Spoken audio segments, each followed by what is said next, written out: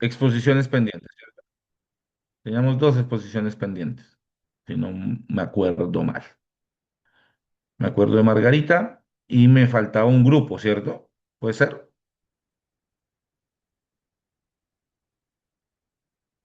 Pero no veo el grupo y no veo a Margarita.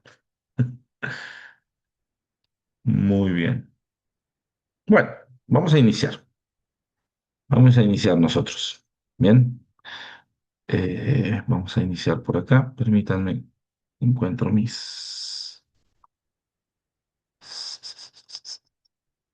Acá estamos.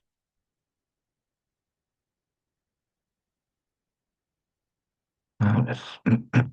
Ay, se me...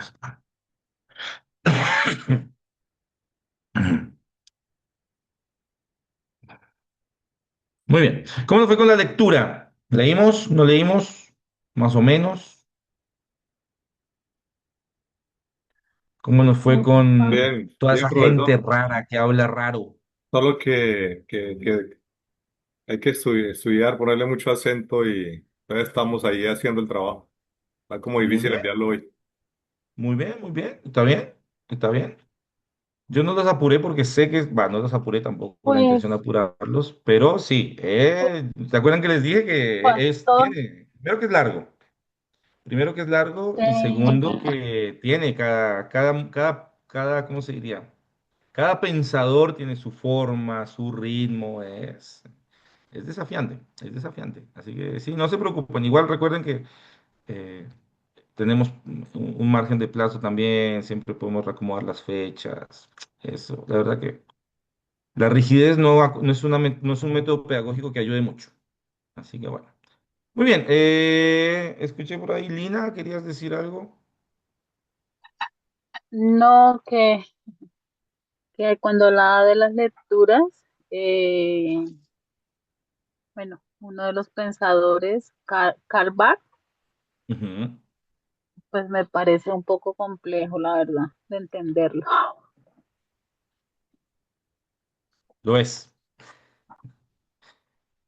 Llega un momento donde Karl Barth dice, bueno, no en este texto, en una de sus teologías sistemáticas, dice, llega un momento donde él dice, creo que solo Dios me entiende. Así de complicado y de enredado solía por ahí a veces escribir un poco Karl Barth. Pero sí, bueno, es desafiante, pero bueno, es bueno pues, empezar a acercarnos un poco, desafiarnos, ¿no? A estas lecturas. Buenas Por ahí no noches, son. pastor. Hola Ingrid, ¿cómo estás? Dios te bendiga. Pastor, una pregunta. Lo que pasa es que hace 8 días no pude ingresar a clase, no pude estar. Estabas hablando de unas exposiciones, entonces no sé si porfa me confirmas, me informas de qué se tratan las exposiciones o cómo es. Un trabajo Igualmente, práctico. doctor, yo tampoco Perdón. pude estar en la clase pasada y entonces estábamos desactualizadas. Bueno. Eh, em, la forma de recuperar es muy fácil. Ustedes me mandan una arepa con queso y me mandan una taza de chocolate caliente. Eso me lo manda Ingrid. Y la hermana Gloria me puede estar mandando un ajiaco. Y ya está resuelto. Es así de fácil. Ah, ok, perfecto. Fácil, fácil. Claro No, que sí, mentira. esa es mi especialidad, pastor. Si usted lo dice como Ay, lo mira, justo di en el clavo. No, lo que podemos siente. hacer es lo siguiente, ya que ustedes dos, están ustedes dos, ustedes pueden ser el grupo. Cuando terminemos la clase, yo les mando un artículo. Y la semana que viene, o sea, ustedes lo preparan. La tarea era fácil, fue parte de un trabajo práctico. Leer el artículo, hacer un resumen y exponerlo. ¿Sí? Em, entonces, podemos iniciar la clase que viene con esa exposición. Y así queda también, ustedes quedan dentro de la parte, dentro de la nota del trabajo práctico, ¿sí? No tienen que, o sea, lo hacen por WhatsApp, se reúnen, se separan los temas. Son artículos muy cortitos, así que lo hacemos así, ¿listo? Ahora cuando tengamos el receso, lo busco. Si ustedes ven que hoy yo no se los he mandado, manden un mensajito, ¿sí? Porque capaz me olvidé, ¿sí? Entonces, pero voy a tratar de ahorita en el receso, les comparto el artículo, ¿listo? Listo, pastor, muchas gracias. Bueno, Perfecto. pastor, gracias. Y si alguien más quiere recuperar, bueno, ya tengo el chocolate, tengo el ajiaco, la lechona.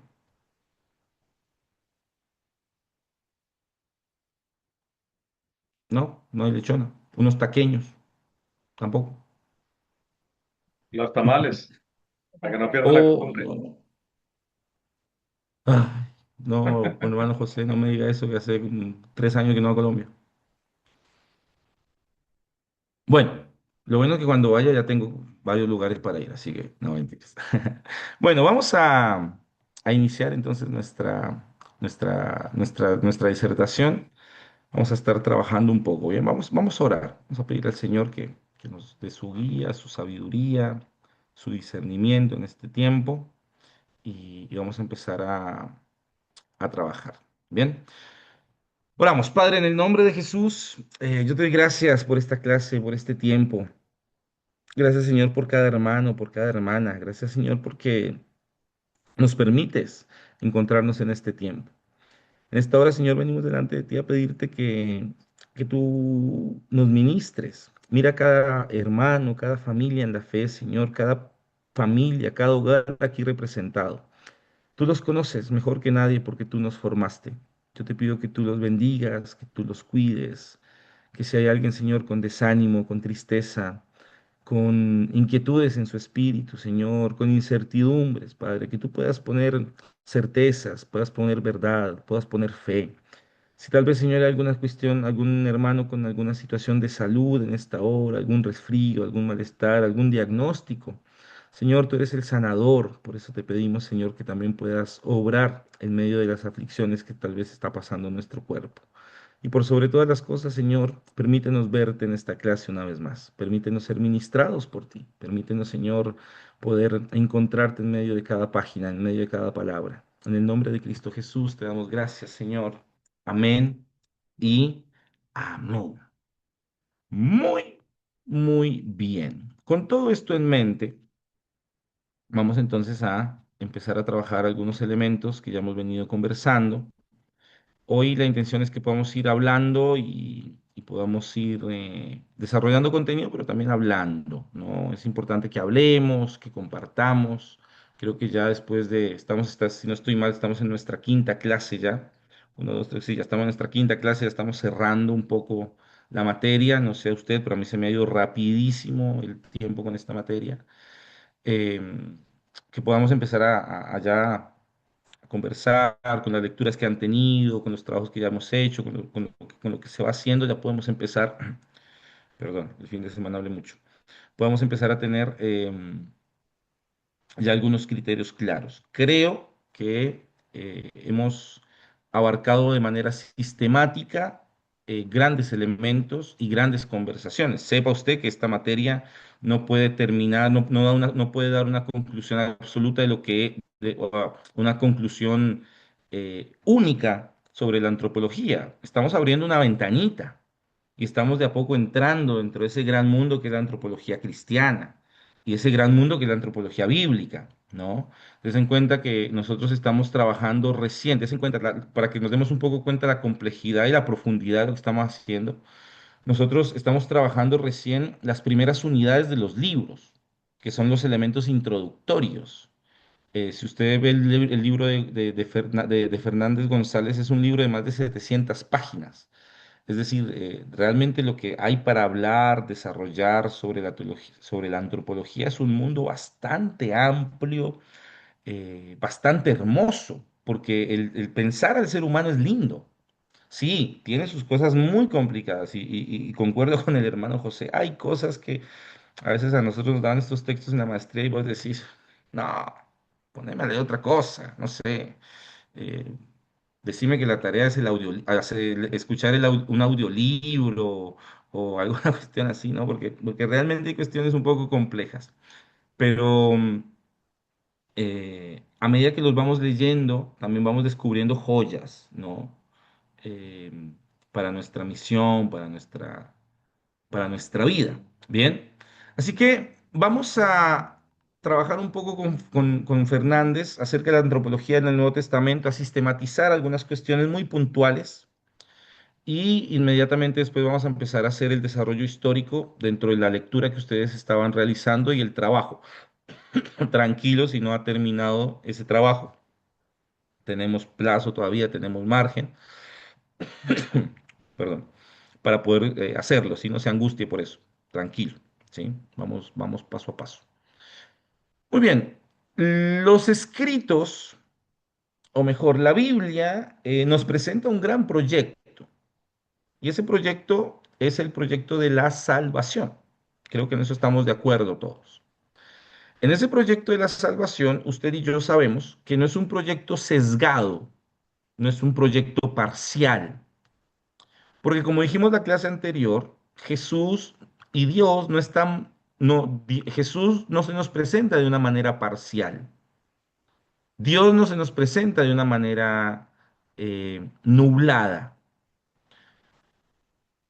Les decía la clase anterior que Jesús nos muestra lo que Dios quiere que veamos de Él. Y hay cosas que Dios se reserva para sí mismo. ¿Por qué? Fácil, porque es Dios. Él puede reservarse lo que quiera, ¿no? De hecho, cuando uno lee a Jesús, cuando Jesús habla allí, no recuerdo si es Mateo, Marcos 23, 27, cuando empieza a hablar del discurso del final de los tiempos, Jesús dice que la fecha, la hora del fin de los tiempos está reservado para el Padre. Es decir, que ni siquiera Él conoce cuándo va a ser ese momento. Lo dice Jesús mismo. Jesús mismo dice, hay cosas que el Padre se reserva para sí mismo. El apóstol Pablo también lo presenta y dice que hay misterios de Dios que no vamos a resolver y no nos van a ser revelados. Porque Dios es Dios y hay muchas cosas que Él se reserva para sí mismo. Pero, estoy hablando como el gallo Claudio, así que les pido disculpas. Pero Dios, por medio de Jesús, nos muestra todo lo que nosotros necesitamos saber. La Biblia nos entrega todo lo que nosotros necesitamos conocer. ¿Sí? La famosa sola escritura. Entonces, los escritos del Nuevo Testamento, va a decir González, aceptan y continúan la imagen del hombre desde el Antiguo Testamento. Porque démonos cuenta de algo.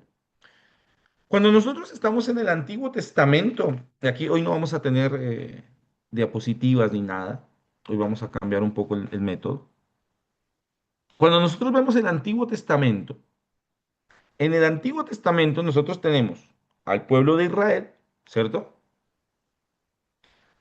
Y vemos o mejor, tenemos al pueblo hebreo que en el transcurso del desarrollo de la historia se va convirtiendo en el pueblo de Israel y que poco a poco en el desarrollo de la historia de la salvación va siendo el mismo pueblo, pero perfeccionando ciertas características.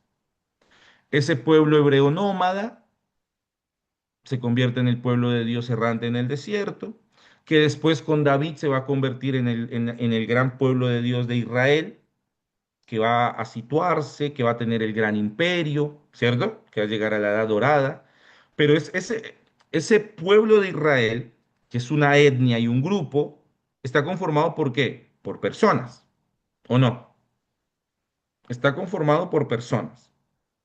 Entonces, poco a poco, la percepción del hombre va cambiando, más que cambiando, la vamos comprendiendo más a medida que vamos leyendo la Biblia. No sé si le ha pasado eso. Cuando uno llega a Génesis, encuentra a Adán y a Eva. Cuando uno empieza a recorrer, uno empieza a encontrarse a personajes bíblicos como José, Abraham, José, Rebeca, Raquel, Esaú, Jacob. Y todos esos personajes nos empiezan a reflejar elementos de la conducta del hombre. ¿O no es así? Por ejemplo, les recomiendo un libro, se llama La túnica del padre, de Marcel Pontón, si no estoy mal es el apellido, Marcelo Pontón o Marcel Pontón. Y él habla de las dinámicas familiares. Acá en la iglesia estamos haciendo una serie justamente sobre eso, los domingos. Y ese libro lo que plantea es un recorrido, una revisión de todo lo que ha implicado en la familia de José, cómo la túnica de José, esa túnica de colores, manifiesta una cantidad de elementos que se vinieron repitiendo desde Abraham o que se vienen viendo desde Abraham, ¿no? Entonces, cuando nosotros llegamos, por ejemplo, a la vida de José, nos damos cuenta que la envidia, los celos y los engaños no es algo de la familia de José solamente, sino que es algo que se fue heredando, ¿no? Bastante interesante ese libro. ¿A qué voy con esto? Vamos viendo cómo la condición del hombre va perfeccionándose en sus imperfecciones, ¿sí? Desde el Edén, Eva es engañada, ¿no? Cuando nosotros llegamos al final de Génesis, o cuando llegamos a la familia de José, José es una familia engañadora. ¿Se acuerdan quién era el padre de José? Jacob. ¿Y se acuerdan cómo se llamaba Jacob antes de llamarse Israel? ¿Cómo se llamaba El Israel, perdón, antes de usurpador, llamarse Jacob? El usurpador. Ahí está, el usurpador. usurpador, el engañador, ¿cierto? Jacob fue engañado por su suegro. Jacob fue engañado por su primera esposa y fue engañado por su suegro. Su esposa aprendió de su suegro a engañar. ¿Me van siguiendo?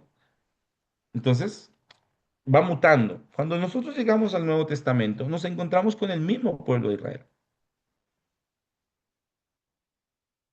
Y en este sentido cambiamos de Adán, lo que hablábamos un poco en la clase anterior. Jesús es el nuevo Adán. Y entonces toda la creación debería, sí, debería comportarse de una manera diferente. Tiene un nuevo patrón de comportamiento. ¿Por qué? Porque ahora tiene una nueva visión, porque ahora tiene un nuevo modelo al cual seguir. Nosotros no podemos seguir el modelo de Adán en el Antiguo Testamento. ¿Por qué? Porque ya sabemos que el modelo de hombre de Adán en el Antiguo Testamento fue un modelo que fracasó, que fue el modelo de la dependencia de Dios. ¿Se acuerdan? Que hablamos de eso la semana pasada.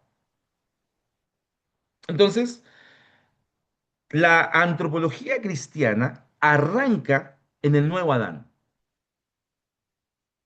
En el nuevo Adán arranca la antropología cristiana. Pero aquí viene algo interesante, y es el hecho de que nosotros, cuando hablamos de la antropología cristiana, diría Justo González, no, diría Fernández González, no es algo sistemático, no es algo que tenga un método sistemático, un orden esclarecido, sino que la antropología cristiana, más que un tratado sistemático, es una antropología de interpretación. ¿Y qué es lo que interpretamos? Lo que Jesús hizo y lo que Jesús habló.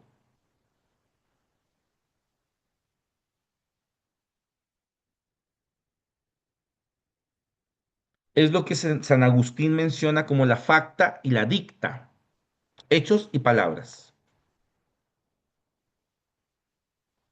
¿Qué quiero decir con esto? En los evangelios, nosotros ¿qué encontramos? Si yo les digo a ustedes, ¿qué encontramos en Mateo, Marcos y Lucas? Y Juan, si se quiere. ¿Qué encontramos en los primeros 4 libros del Nuevo Testamento acerca de Jesús? Pues la vida de él, sus milagros, toda su Bien, trayectoria, su ministerio. bien, Su obra redentora. Su nacimiento, bien. Lo encontramos, todo lo que dijeron es correcto. En los evangelios encontramos a Jesús actuando, accionando. Encontramos a un Jesús que se comporta como hombre. Ojo, una gran salvedad. Jesús se comporta como el hombre. Jesús es el hombre. Es decir, Jesús es el modelo de hombre. ¿Se entiende? Y entonces ahí es cuando nosotros deberíamos entender la Biblia incluso de una manera mucho más cercana. Porque solemos tener una mirada, y vuelvo y repito, voy a hacer muchas salvedades hoy, no significa que no lo tenga, pero estamos entrando a la Biblia desde un rol antropológico. Sí, la Biblia tiene doctrina. Sí, la Biblia tiene teoría, pero la Biblia es el movimiento de Jesús. ¿Qué quiero decir con que la Biblia nos presenta el movimiento de Jesús? No el movimiento en el sentido de una comunidad de fe llamada cristiano, no, Jesús en acción, Jesús mostrándonos lo que el hombre es. Jesús por medio de sí mismo nos muestra lo que el hombre debería ser, lo que el hombre debe buscar.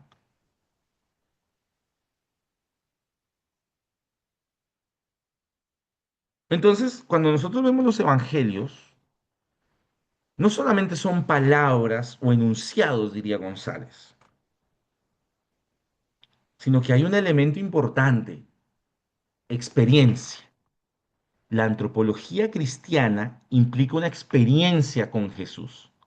Ah, aquí ya empieza a sonar más interesante. Que si usted ha estado leyendo el libro de Hockema, empezamos a entender un poco eso, que para entender la antropología cristiana tiene un elemento de experiencia personal con ese Jesús que se mueve en los evangelios.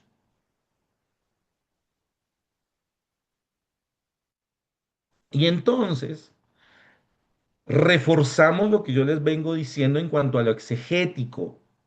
¿Se acuerdan que yo les dije a ustedes que en el transcurso de la investigación, en el transcurso de la interpretación antropológica hay un giro exegético?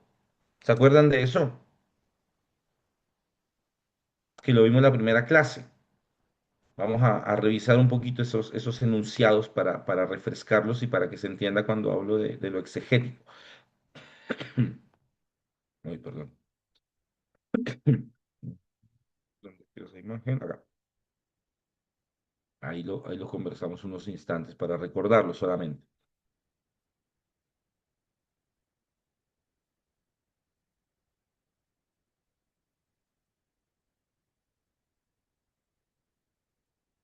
Ahí está. Hablábamos de un giro exegético. Y ese giro exegético va a ser necesario porque Jesús nos va a proponer una lectura muy diferente del hombre. Y el desarrollo histórico de la humanidad implica eso, una interpretación del hombre, una interpretación de quién es el hombre por medio de la Biblia. Y por eso es que nosotros no tenemos una única definición de quién es el hombre según Dios. Tenemos una gran variedad de interpretaciones a través de la historia. ¿Por qué? Porque cada momento histórico ha aplicado una interpretación acerca de lo que Jesús es.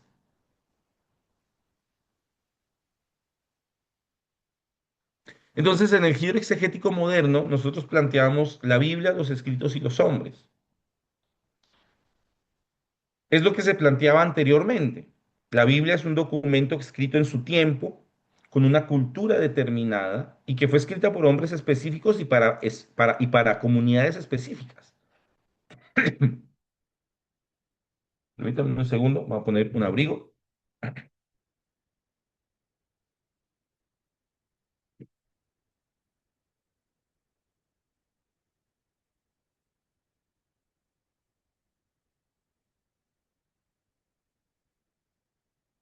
Está haciendo un poco de frío.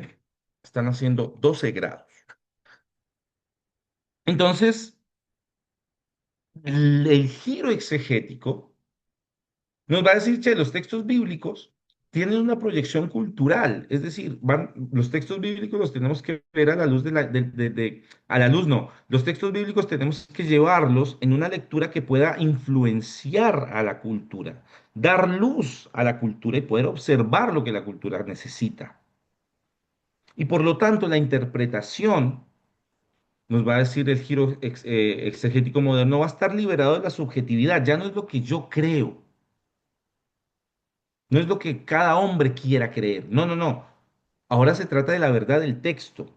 Es el texto el que me habla, es el texto el que me interpreta, es el texto el que me dice qué es lo que la cultura necesita.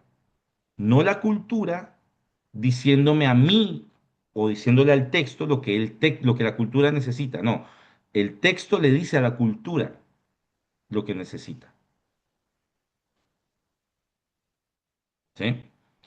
Entonces, cuando nosotros hablamos de lo exegético en la antropología cristiana, estamos hablando de eso justamente, de que no, ya no hay un elemento de subjetividad, ya no podemos entrar en la subjetividad,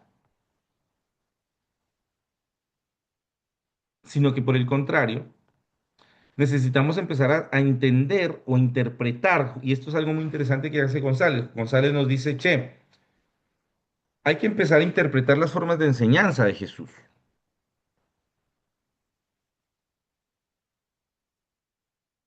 Y entonces ahí uno diría, bueno, pero ¿qué significa eso? Bueno, sí, Jesús enseña, pero no enseña siempre de la misma forma. Si Jesús hubiera enseñado de la misma forma siempre, pues tendríamos un solo evangelio, ¿no le parece? Y no tenemos un solo evangelio. De hecho, las mismas cartas de Pablo, de Pedro, de Judas, el mismo Hechos de los Apóstoles, son elementos que responden a las interpretaciones de las enseñanzas de Jesús. La famosa paradosis, la famosa tradición de los apóstoles. Entonces, González nos va a decir que hay por lo menos tres elementos que nosotros tenemos que comprender si queremos entrar a proponer una teología, una antropología en el Nuevo Testamento. Ya lo dijimos, o sea, Jesús es el punto de la antropología cristiana. Pero dentro de las enseñanzas y la forma de Jesús, hay tres cuestiones sobre la enseñanza: existencia, actuación y discurso. Existencia, actuaciones y discursos.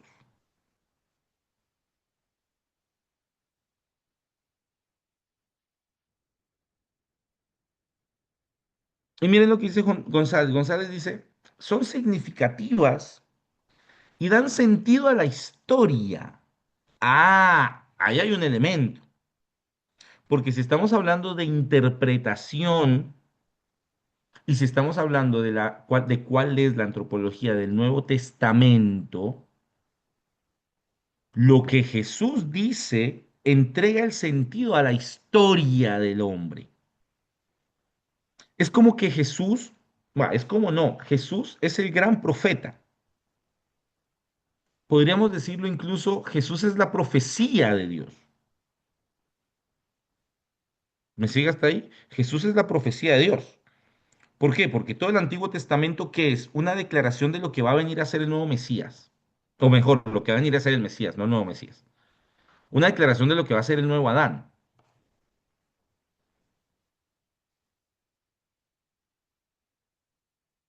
Pero dan sentido a la historia. Y aquí hay un elemento importante. El ser humano necesita tener sentido de existencia. El ser humano necesita tener sentido de propósito. El ser humano necesita sentirse útil. La antropología cristiana es una antropología de servicio.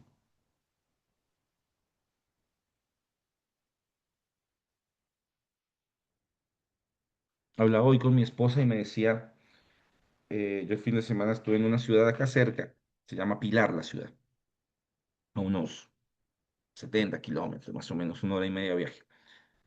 Y, y mi esposa estaba trabajando con los adolescentes y uno de los jóvenes habla con mi esposa y dice que quiere hablar con ella.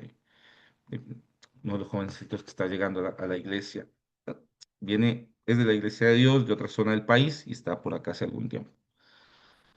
Y me decía mi esposa, es alguien que quiere servir, tiene mucha disposición a sentirse útil para el Señor. Y a veces estos elementos se han perdido, ¿no? Eh, y esto es a lo que voy en el sentido de lo que Jesús es para el hombre. Jesús es para el hombre acción, el Dios es para el hombre, perdón, Jesús es para el hombre comportamiento. Jesús nos dice cómo comportarnos como cristianos.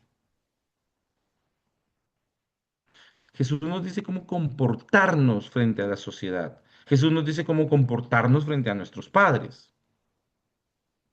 Y sí, nos lo dice por medio de doctrinas, es decir, nos lo dice por medio de una enseñanza. ¿No? Esa palabra doctrina a veces a nosotros se nos viene a la cabeza, ¿no? Esos libros viejos de biblioteca que nadie abre. Pero no es eso. ¿La doctrina qué es? Básicamente, ¿qué es? Doctrinas del griego didaskalos, enseñanza. Y entonces eso forma al ser humano. El servicio forma la antropología del hombre. Perdón, el servicio forma la antropología cristiana. Para entendernos, no sé no sé si se entiende hacia dónde voy. El ser humano, para entenderse en Jesús, tiene que servir. Yo me entiendo como ser humano cuando sirvo y cuando y cuando hay esa necesidad de servir.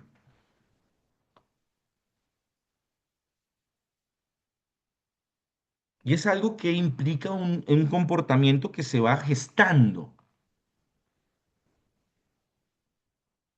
No le digan, ustedes no la conocen, a la pastora Rosalba, no le van a decir. Cuando en Cota, Colombia, me mandaba a lavar el baño. Y como dice una canción por ahí en Colombia medio fea, no fueron una, ni fueron dos, fueron tres y hasta cuatro. Yo ya un poco más y me tatuaba el inodoro en el brazo, que era mi lugar favorito. Me hacían amar el inodoro. Pero no le digan a la pastora Rosalba. El comportamiento del hombre en cuanto a su servicio es algo que se gesta y es algo que en el desarrollo del hombre uno entiende más adelante. Uno hay cosas que no entiende dentro del discipulado cristiano hasta más adelante. Yo recuerdo cuando la pastora Rosalba me decía, no le digan, mi hijito, algún día va a entender por qué hacemos esto. Y es verdad, cuando uno llega a ser pastor dice, de razón me mandaba a lavar el baño. Siempre hay un Camilo en una iglesia. No, mentira, tampoco era tan desastroso. Pero me siguen y uno dice, ¿qué tiene que ver eso con la antropología cristiana? Es que la forma de entendernos no es una forma filosófica, es una forma comportamental, es una forma de acción. Jesús entiende al hombre en movimiento. Jesús entiende el hombre en movimiento. La misión de Dios es una misión en movimiento. ¿Por qué? Porque Jesús dice, el hombre tiene que estar en constante movimiento, no en constante cambio, pero sí en constante movimiento. Entonces, el hombre tiene sentido cuando sirve. ¿Por qué? Porque eso es lo que genera un criterio o más que genera un criterio, es un elemento que nos permite entender cómo o aceptar la salvación. No es que el servicio nos da salvación, pero servimos porque hemos entendido la salvación. Yo lo llevé al caso práctico de cuando me mandaban a lavar el baño. O no sé si en sus iglesias también les hacían las de pelar las papas cuando estábamos construyendo los templos. Y estaba ya uno pele papa y pele papa. Yo aprendí a pelar papa allá en la iglesia. Ustedes dirán, este profe era medio rebeldoso. No, no, no, yo era al menos. Pero son elementos que te forman. La antropología cristiana es una antropología en movimiento, no es una antropología de ideales, que ahí está el problema de cómo muchas veces se ha entendido el hombre en la historia, bajo ideales, ¿no? Entonces, ¿qué es lo que propone Fernández González para entendernos como hombres? Pues hay que estudiar algo tan sencillo, pero tan grande a la vez, investigar y escudriñar la vida y las palabras de Jesús. Porque es justamente en las palabras de Jesús donde la experiencia cristiana toma sentido. Es en las palabras de Jesús donde nosotros nos podemos entender como humanos.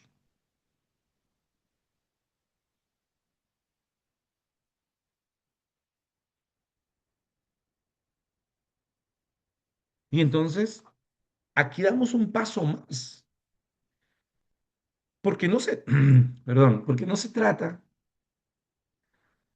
porque nosotros podemos incluso reducir el concepto de lo que es la antropología cristiana y se va a hacer más grande. Les hago el ejemplo a ver si o les hago la mención a ver si se entiende. Estamos hablando de la antropología bíblica, ¿cierto? Ya hablamos de la antropología en el Antiguo Testamento, en el Antiguo. Ahora estamos hablando de la antropología en el Nuevo Testamento. La antropología del Nuevo Testamento la podemos reducir incluso más. Y nosotros podemos decir, la antropología del Nuevo Testamento es la antropología de Cristo. Y eso hace que la antropología se vuelva algo mucho más amplio. Cuando yo digo que la antropología del Nuevo Testamento es Jesús, es como que se vuelve enorme la antropología cristiana. ¿Se entiende en ese sentido? Es como un microscopio. No sé si alguien estaba por ahí con los temas con temas de enfermería o hay un doctor por ahí en algún lado. Como un microscopio. Entre más zoom vos pongas, más grande se va a ver el compuesto de la sangre o de lo que sea que tengas ahí, ¿no? Entonces, si nosotros hablamos de la cristología y decimos la antropología del Nuevo Testamento, y eso es algo importante, y subráyelo, la antropología del Nuevo Testamento es una antropología cristológica, es decir, que descansa en la persona de Jesús.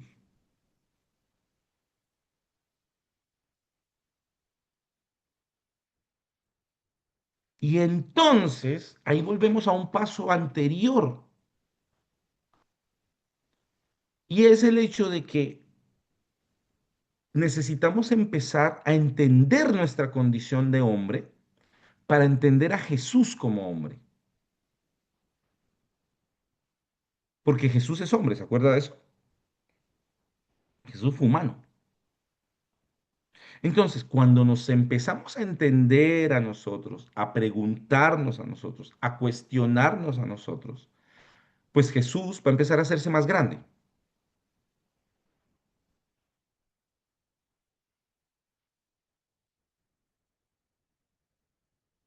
Y entonces es lo que González va a decir, dice, Jesús es al mismo tiempo acto, perdón, Jesús es al mismo tiempo y en el mismo acto Dios y hombre, divino y humano, teología y antropología, fe y razón. Lo repito, Jesús es al mismo tiempo y en el mismo acto Dios y hombre, divino y humano, teología y antropología, fe y razón.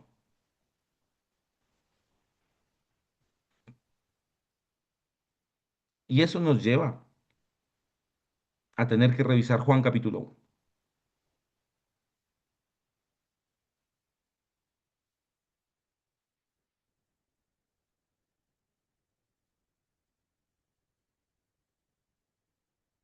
Eso nos lleva a tener que buscar Juan capítulo 1. Y vamos a hacer una exégesis breve de Juan capítulo 1. Bien, así que permítame un segundo.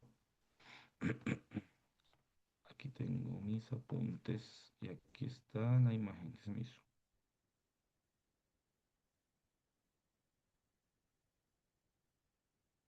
Acá está.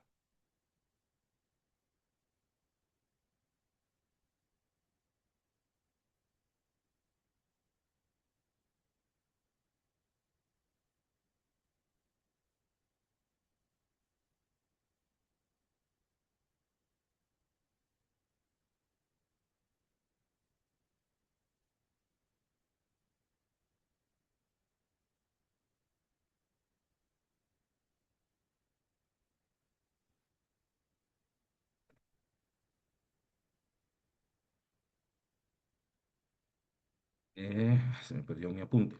Bien, vamos a revisar entonces, antes de entrar a la exégesis, necesitamos revisar un elemento para seguir dentro de esta cuestión. Entonces, hay un filósofo cristiano que se llama Peter Criff. Yo lo he mencionado en esta clase y en otras oportunidades. Y Peter Criff habla acerca de la filosofía de Jesús, es decir, lo que Jesús es y se entiende. Y entonces hay algunos elementos importantes y es el hecho de que Jesús, acá estoy haciendo una introducción un poco grande para hablar de Juan capítulo 1 y entender más a Jesús. ¿Por qué? Porque al entender más a Jesús, nos entendemos más a nosotros. ¿Por qué? Porque lo que Jesús quiere es que seamos como Él. Jesús quiere que seamos hombres como Jesús. O que nuestra mirada acerca del hombre sea la mirada que Jesús tuvo. ¿Me van siguiendo con esto? Siento que a veces soy un poco abstracto para hablar. Entonces, hay cuatro cuestiones que Jesús trabaja o que Jesús menciona dentro de la filosofía de Jesús. Y cuando hablamos de que,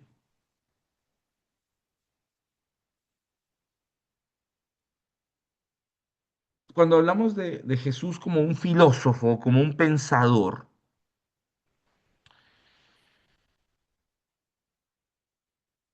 no es en el sentido, a ver cómo lo explico. Mm, Jesús es un filósofo, pero no en el sentido de un filósofo clásico, como Platón, como Aristóteles, como Nietzsche. Jesús es un filósofo que responde a las cuatro grandes preguntas filosóficas. Jesús entrega respuestas a las cuatro grandes preguntas filosóficas. ¿Cuáles son esas cuatro grandes preguntas filosóficas? Lo metafísico, lo epistemológico, lo antropológico y lo ético. Metafísico, epistemológico, antropológico y lo ético.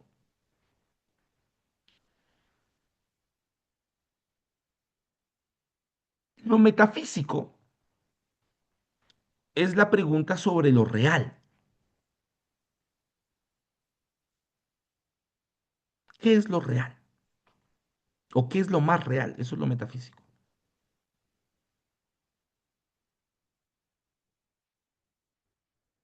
Lo metafísico es cuando nosotros tenemos hijos y todo el tiempo nos preguntan, ¿qué es eso? ¿Por qué pasa eso? No.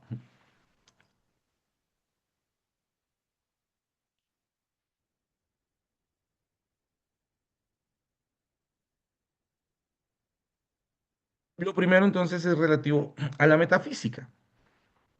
¿Qué pasa? ¿Qué hay allí?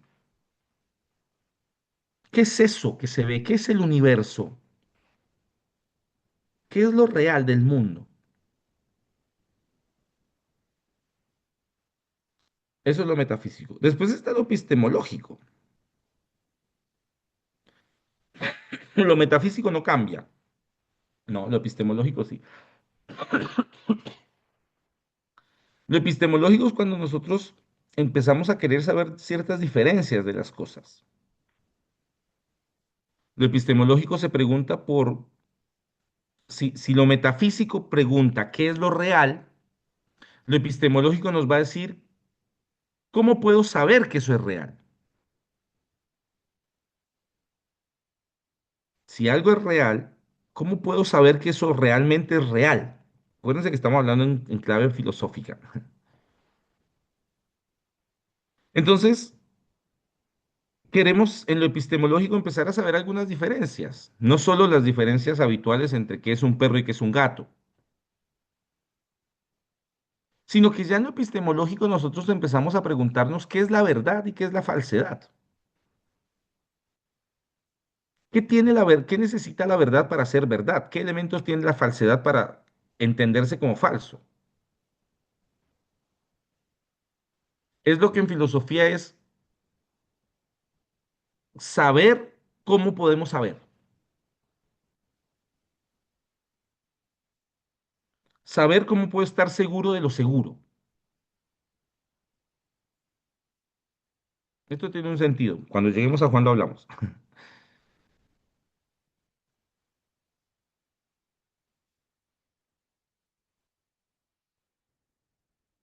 ¿Cómo podemos nosotros, en la pregunta que nos plantearía la epistemología es cómo podemos nosotros, seres humanos finitos, conocer la infinitud de las cosas? En lo epistemológico es cuando yo puedo preguntarme cómo puedo conocer a Dios.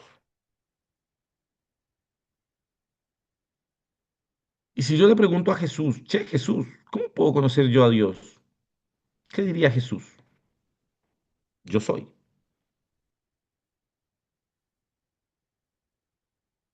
Y eso nos lleva a una tercera pregunta, que es, ¿quiénes somos nosotros? Y ahí entra ya una palabra que nos es familiar, lo antropológico.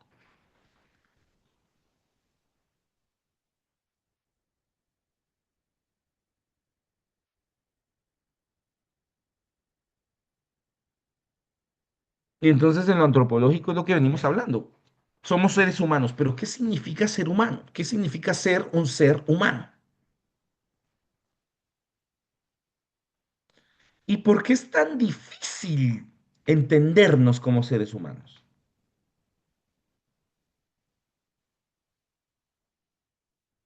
Porque no sé si a usted le pasa en sus relaciones sociales diarias habituales, pero hay momentos donde es muy difícil entendernos. ¿No le ha pasado en el matrimonio así? Pero es que no te entiendo.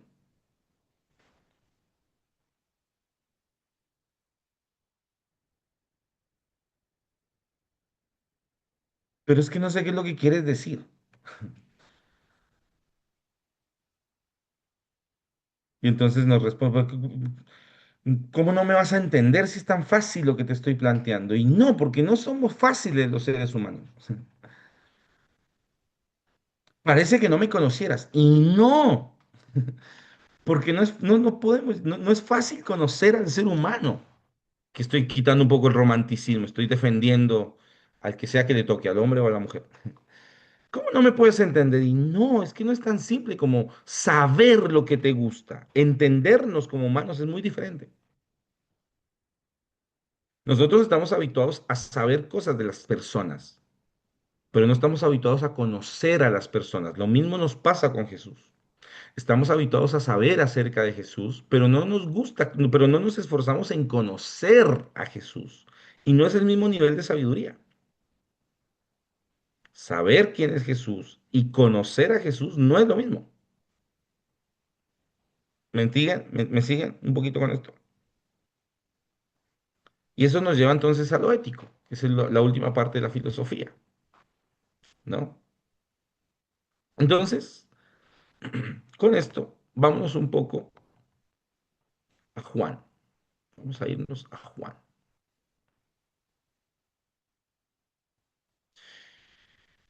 Y ahí están las cuatro preguntas, el orden lógico de las preguntas de Jesús. Saber algo, cómo lo sé, quién soy, qué es bueno, ¿no?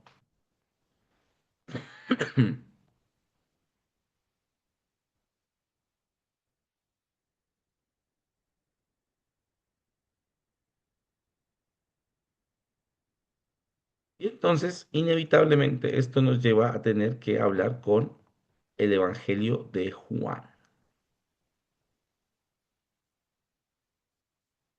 ¿Ya vieron griego? Un poquito, más o menos. Sí, pero no fue tan bien.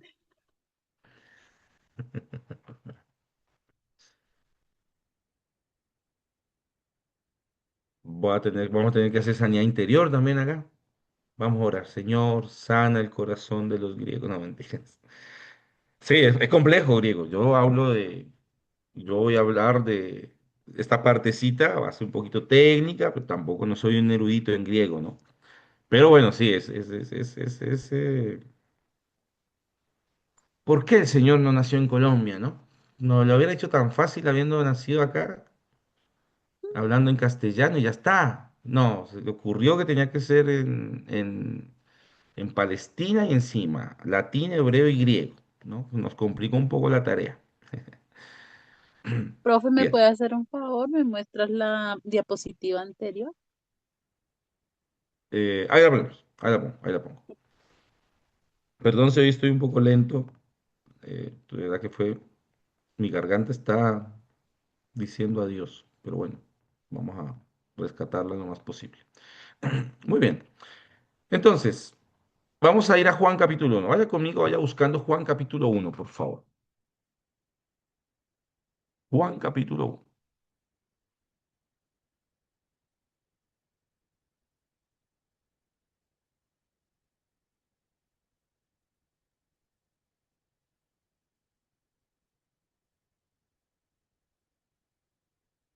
Bien, El versículo, pastor, perdón. vamos a trabajar Juan capítulo 1, verso del 1 al 2. Va a ser lo único que nos va a dar tiempo hoy para trabajar. Mañana seguimos. Juan capítulo 1, del 1 al 2. En el principio era el verbo, y el verbo era con Dios, y el verbo era Dios. Este era en el principio con Dios. Excelente, excelente. Vamos a desempolvar un poco el griego. ¿Alguien se anima a leer eso?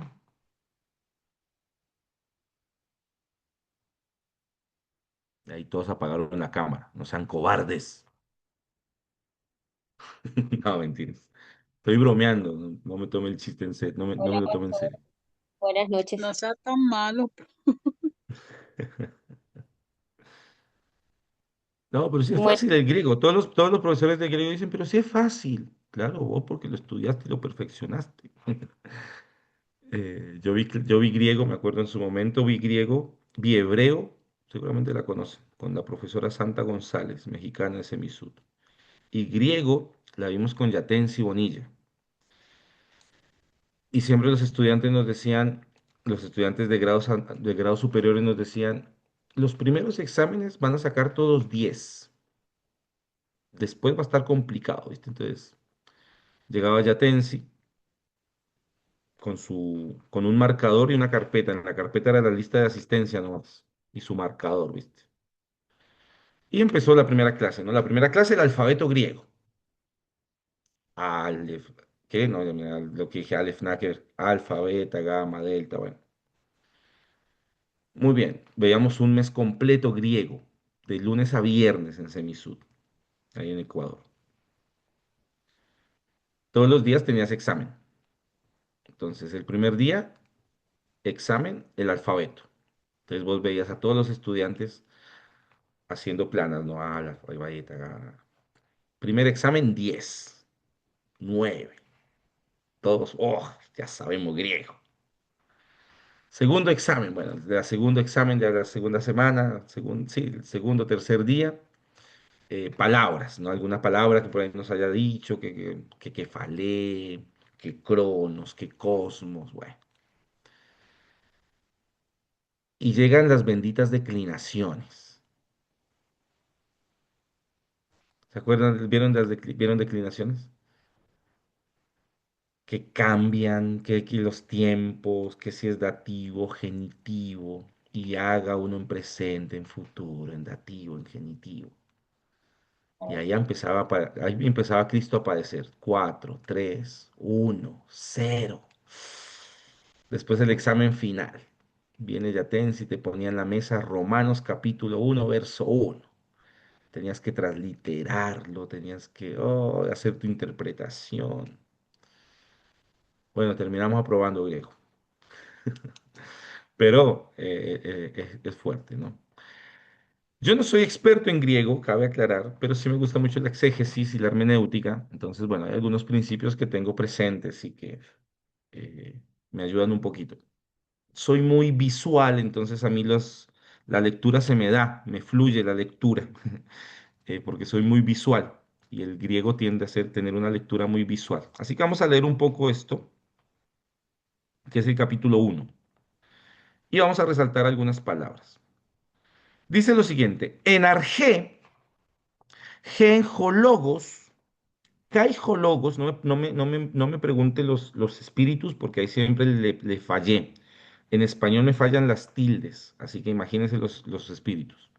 En arjé, genjologos, caijologos, genpros, ton, teón. Esto sería Dios. Caiteos, genjologos, outos en gen arjé, proston, teón. Vamos a empezar a trabajar acá. En arjé, en arjé.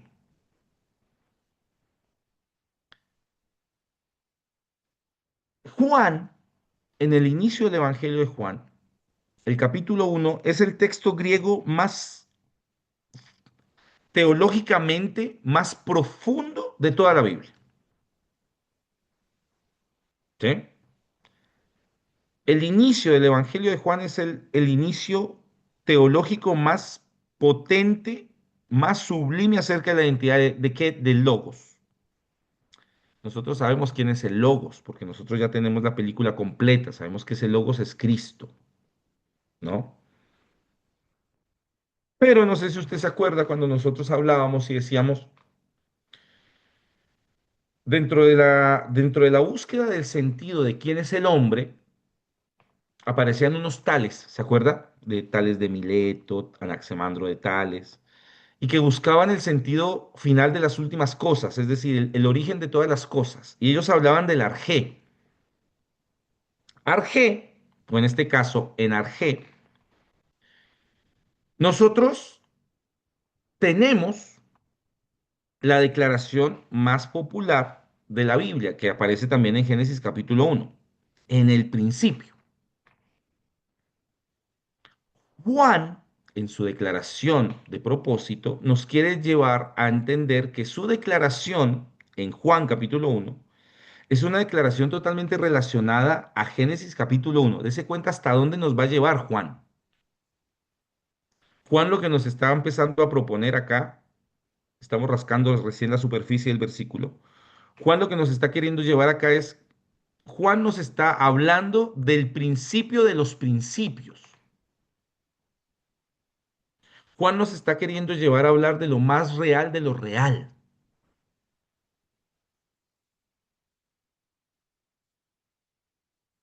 Juan usa en el principio en relación a Génesis capítulo 1, que va a usar la palabra Berashit.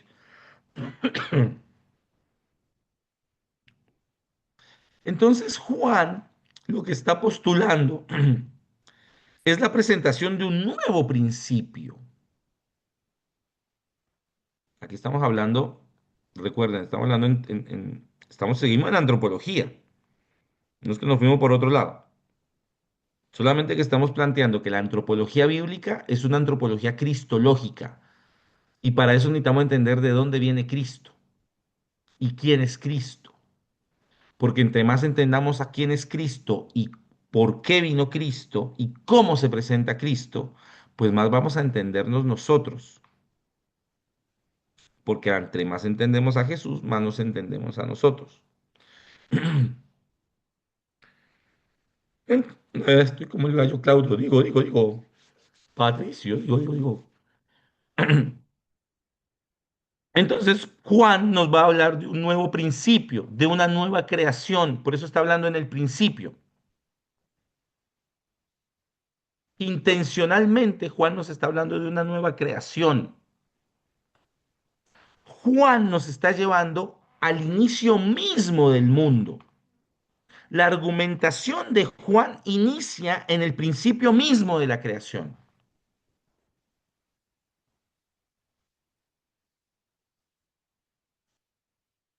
La argumentación de Juan en relación a quién es Cristo nos la lleva inmediatamente al inicio del Génesis. ¿Se acuerdan que hablábamos un poco de eso en las clases pasadas?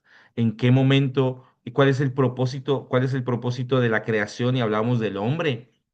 Bueno, aquí lo que estamos haciendo es dando la argumentación antropológica bíblica para entender que lo que estábamos hablando en la clase anterior no es algo que se le ocurrió, que se nos ocurrió de la nada, sino que es algo que está fundamentado en la Biblia. Por eso, queridos estudiantes, necesitamos volver a recuperar nuestra lectura de la Biblia.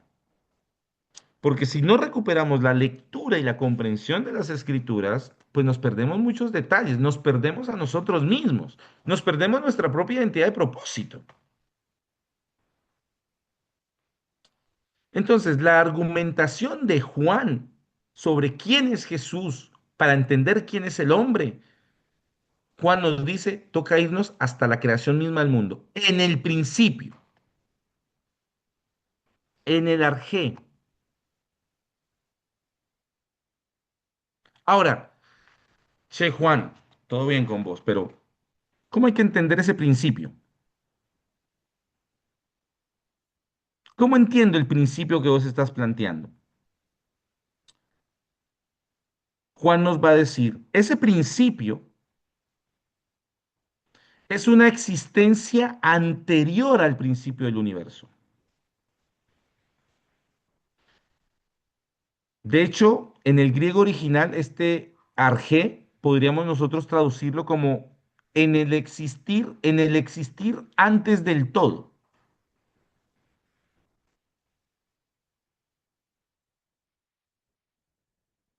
Dice, en el principio era el verbo, ¿cierto? Así dice el capítulo 1. En el principio era el verbo. Ese texto originalmente podría decir, en un existir antes del todo ya era el verbo. En un existir antes del todo ya Dios, ya Cristo era, ya el Logos era.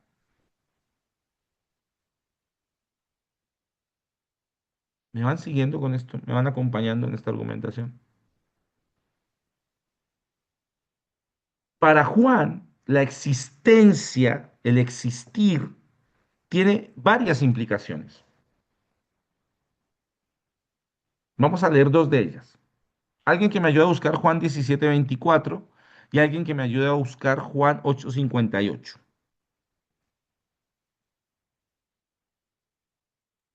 Juan 17:24 dice, Padre, aquellos que me has dado, quiero que donde yo estoy, también ellos estén conmigo, para que vean mi gloria que me has dado, porque me has amado desde antes de la fundación del mundo. ¿Desde antes de qué? De la fundación del mundo. Desde antes del inicio de la creación. Entonces, el existir que nos está planteando Juan, en su primera implicación, des en cuenta, estamos en el versículo 1, en la primera palabra, en las primeras dos palabras del texto. El existir de Jesús, el existir del Logos, es un existir antes del mundo, antes del cosmos, antes del universo, Dios ya era.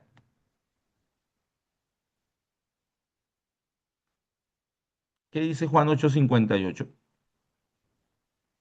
Dice, Jesús les dijo, de cierto os digo, antes que Abraham fuese, yo soy. Oh, esas declaraciones impresionantes. Entonces, Jesús, el Logos, el Verbo, es antes del mundo, es decir, antes de la creación, pero también es antes del hombre. ¿Se dan cuenta? ¿Qué quiere decir esto? Que el Verbo es eterno. Por lo tanto, lo eterno no puede ser creado. Dios y Cristo, Dios y el Logos, son eternos, son increados, no pueden ser creados. Siempre han sido.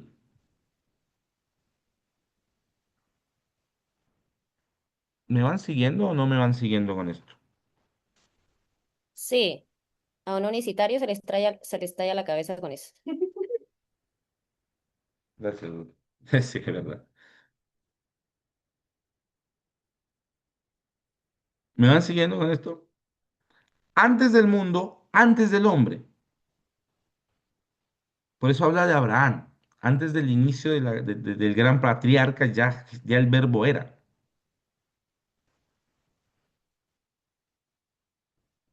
Y es interesante porque si Juan, y Juan es uno de los evangelios más cuidadosos en sus palabras, porque es un evangelio filosófico, por decirlo así. Hay algo muy interesante. Hay algo muy interesante.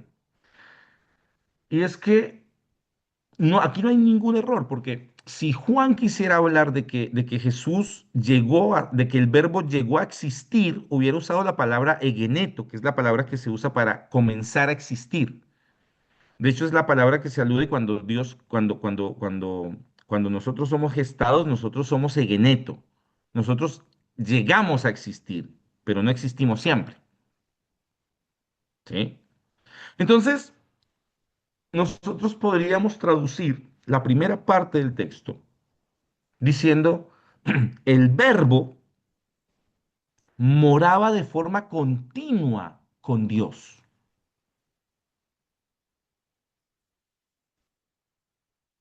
Entonces sería en el principio o en el existir, como les dije hace un instante, en el existir antes del todo, el verbo moraba de forma continua con Dios.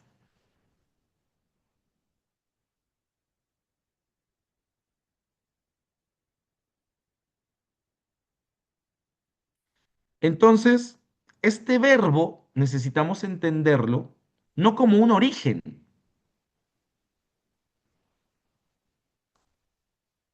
Jesús no es que llega y existe. El verbo no lo podemos entender desde un origen, sino como una eternidad sin principio. Es lo que se conoce como la atemporalidad manifiesta. ¿Qué significa eso? ¿Alguien sabe? La atemporalidad manifiesta significa que donde estaba el verbo con Dios, donde estaba el verbo estaba Dios. Y donde Dios está y el verbo está, no hay paso de tiempo.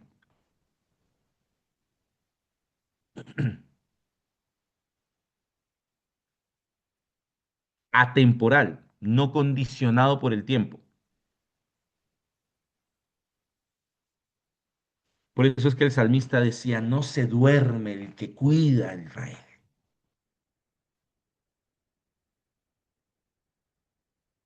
¿Están siguiendo? Muy bien. Voy a hacer la pregunta de siempre. Son las 11:30 acá, 11:30, 10:30, 9:30, ¿cierto? En Colombia, 9:30. Vamos hasta las 10. ¿Sí es así? Sí, ¿cierto? Tomémonos 10 minutitos. ¿Sí? Tomémonos 10 minutitos. Voy a tomarme un té que me hizo mi esposita. Me salió muy colombiano eso. Voy a tomarme un té que me sirvió mi esposa y 10 minutitos y continuamos. ¿Listo? Así recupero un poco la voz. ¿Listo? 10 minutos y ya volvemos.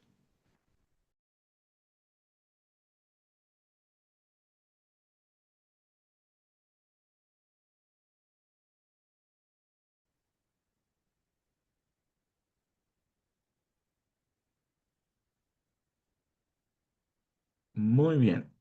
Vamos a continuar unos minutos más para ir cerrando y ampliando. Mañana seguimos. Si no terminamos hoy, seguimos mañana. No hay ningún problema en eso.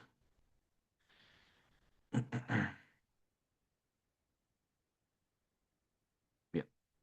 Entonces,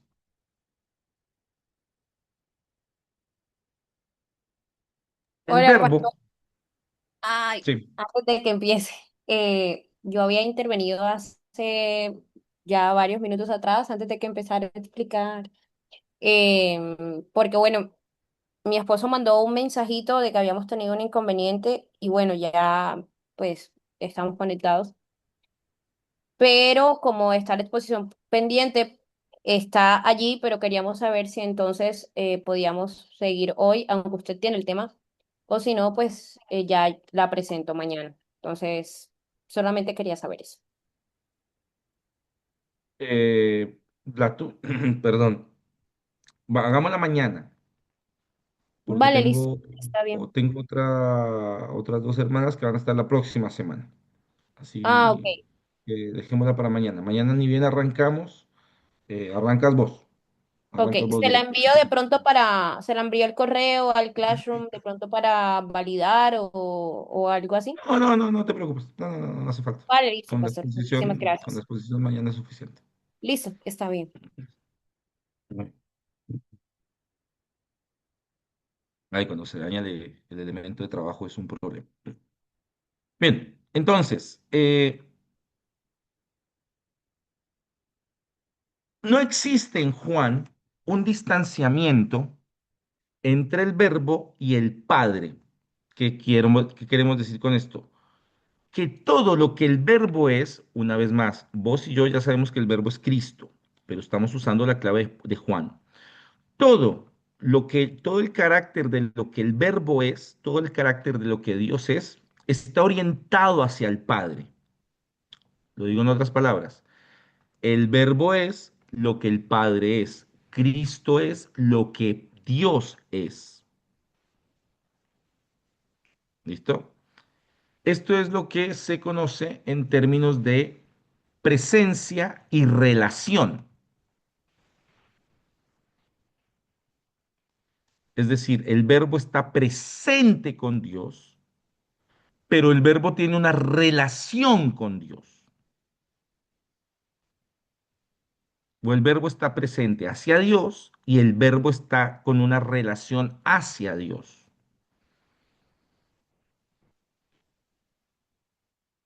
En ese sentido, entonces el verbo no solo existe en el principio, sino antes del principio. ¿Por qué? Porque hay una relación íntima con el Padre.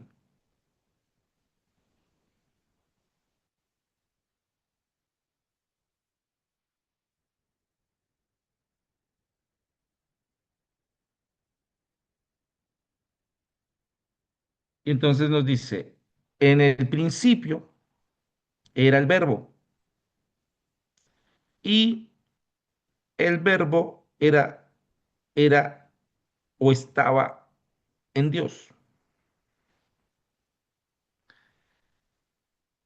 Revisemos un poquito esa cuestión del verbo era Dios.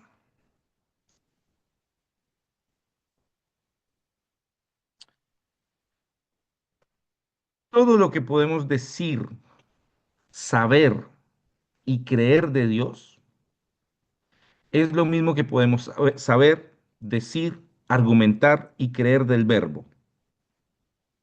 El verbo es lo que Dios es, lo que dije hace un instante.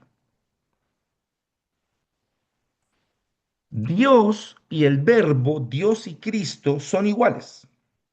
No se puede entender el verbo sin Dios, es decir, no se puede entender a Cristo sin Dios y no se puede entender a Dios sin Cristo.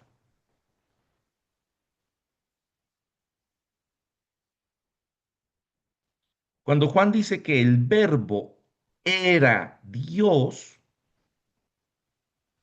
esa tercera parte, esa parte C del versículo 1, nos está hablando de la condición de Dios, la condición de Jesús en su estado como Dios, Jesús antes de la encarnación.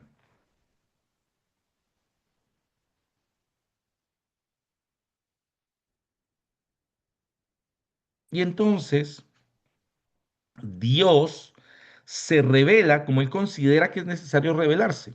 ¿Y cómo se revela Dios? Dios se revela por medio del logos. Dios se revela por medio del verbo. Dios se revela por medio de Cristo. Dios explicita el verbo. Dios nos entrega una imagen visible del verbo. Y esa imagen visible del verbo lo hace por medio de Cristo. O más que lo hace, es Cristo.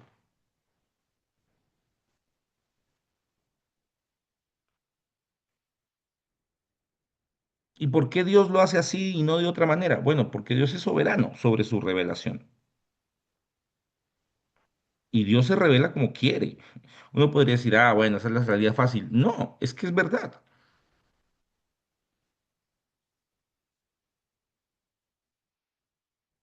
¿En qué sentido es verdad? Es como cuando Nuestros hijos por ahí a veces nos dicen, ¿y por qué tengo que hacer eso? Y porque soy tu papá. ¿Por qué tengo que limpiar el cuarto? Y porque yo lo digo. ¿Y por qué? Porque soy tu papá. No necesitamos andar argumentando por qué el orden es importante. Soy tu papá, necesito que ordenes. Lo mismo pasa con Dios.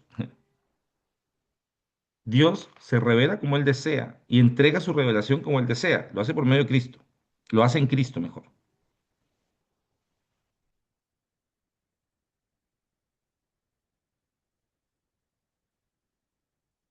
Y entonces ahí es cuando tenemos que tener algunos cuidados. Cuando hacemos cuando caemos en estos giros exegéticos.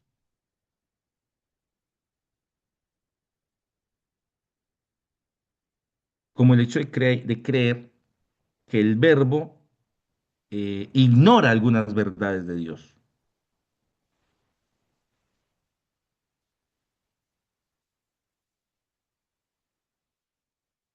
Entonces aquí viene una cuestión importante.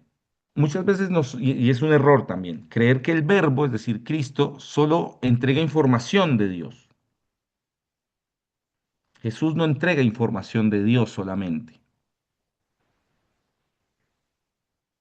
El logos no solo da información, el logos transmite la verdad. Porque una cosa es que Jesús pueda venir y decir, em,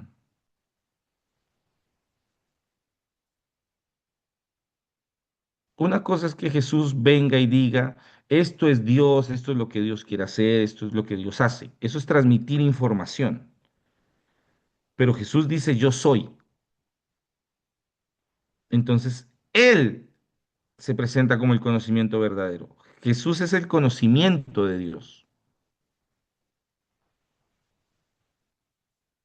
El Logos revela la propia naturaleza de Dios.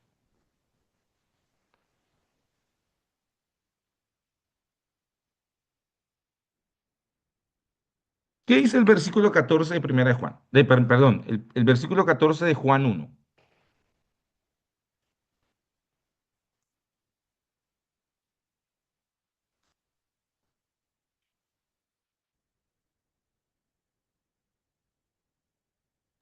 Amén, dice así. El Verbo se hizo hombre y habitó entre nosotros, y hemos contemplado su gloria, la gloria que corresponde al unigénito del Padre, lleno de gracia y de verdad. Muchas gracias. El verbo es la actividad de Dios, pero también el verbo es un atributo de Dios. Ahora, ¿por qué esto es un escándalo? Y esta declaración de Juan 1 es un escándalo para dentro de para las declaraciones judías o para los judíos. Y radica en la cuestión del monoteísmo. Ojo, nosotros nos que nos, no- la Trinidad no ignora, o mejor, la Trinidad plantea el gran misterio, perdón, del monoteísmo. La única convicción fuerte o la única convicción que mantenía a los judíos por encima de los romanos eran para este momento el pueblo invasor, era su marcado monoteísmo. O sea, los judíos tenían un Dios, los romanos tenían un montón. Y Juan es consciente de esta relación para los judíos. Juan es consciente de esta cuestión monoteísta en los judíos. Pero esa fuerte creencia de los judíos no lo limita a Juan para establecer al verbo como Dios. Juan lo que nos está planteando es que este logos tiene un orden. Y ese final lo plantea él al final del versículo 1. Teos en hologos.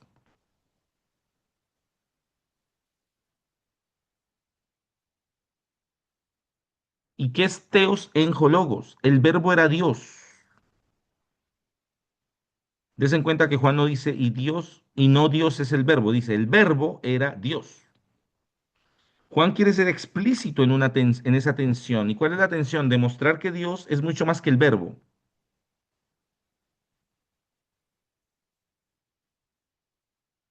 Dios, el verbo es Dios y no se puede comprender fuera de esa distinción.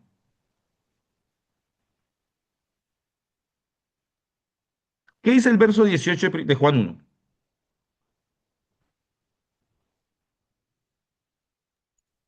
Dice, nadie ha visto jamás a Dios, pero el Hijo único, quien Él mismo es Dios, nos los ha dado a conocer. Él está lo más cercano del Padre. ¿Y qué dice Juan 20:28?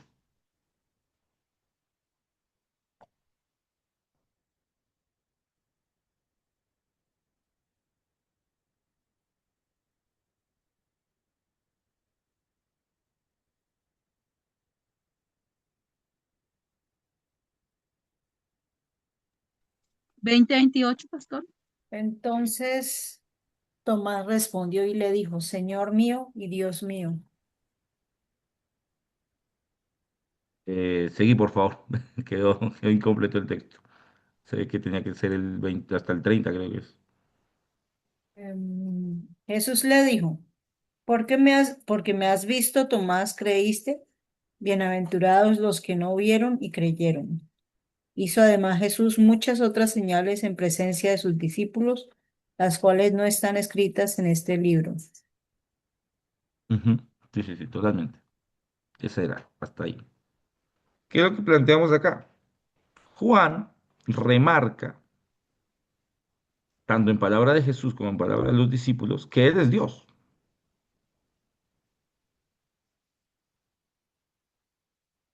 Durante todo el versículo 1, rasgando un poco la superficie, es lo que Juan quiere establecer.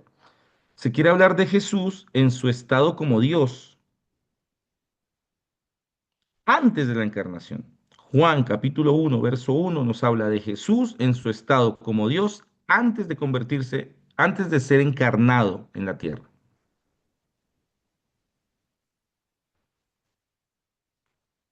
¿Qué tiene que ver esto con nuestra antropología? Todo. Porque esto nos hace entender que nuestra antropología bíblica, que es una antropología cristológica, viene fundamentada en algo superior a nosotros, pero que nos entiende a nosotros. Para conocernos a nosotros mismos como hombres, como seres humanos, necesitamos conocer a Jesús, porque ahí es donde descansa nuestra declaración de propósito como antropólogos cristianos o como antropólogos bíblicos. Bien, con esto en mente, para mañana, para mañana, vamos a tener la exposición de Margarita y su esposo y vamos a trabajar el texto de Oquema que nos quedó pendiente. Vamos a empezar a trabajar esa perspectiva del hombre a través de la historia, ¿sí? Vuelva y léalo de nuevo, póngale una ojeadita, trate de por ahí subrayar algunas cositas para que me pueda acompañar en la disertación mañana. No les voy a dejar ningún trabajo, ninguna lectura previa para mañana, sino que vamos a retomar desde ahí. ¿Listo? Que el Señor les bendiga. Gracias por acompañarnos. Perdón por la voz. Ya mañana espero poder recuperarme. Y estamos en contacto. ¿Listo? Cualquier cosa, estamos hablando mañana. Dios les bendiga. Mañana ya nos encontramos en el horario habitual, eh, que ya no me acuerdo cuál es. 7 de la noche. Siete. A las 7. Tengo a las 9 acá. 9, 8, 7. A las 7. Ay, Gracias, hermano veas José, que cómo- siempre está ahí salvándome con su esposita. Gracias. Se Dios les les bendiga. bendiga. Mañana nos vemos a las 7 Bien. entonces. Buenas noches. Paz del Dios les Señor para bendiga a todos. todos. Dios los bendiga. Amén, Dios les bendiga. Bendiciones a todos. Bendiciones para todos.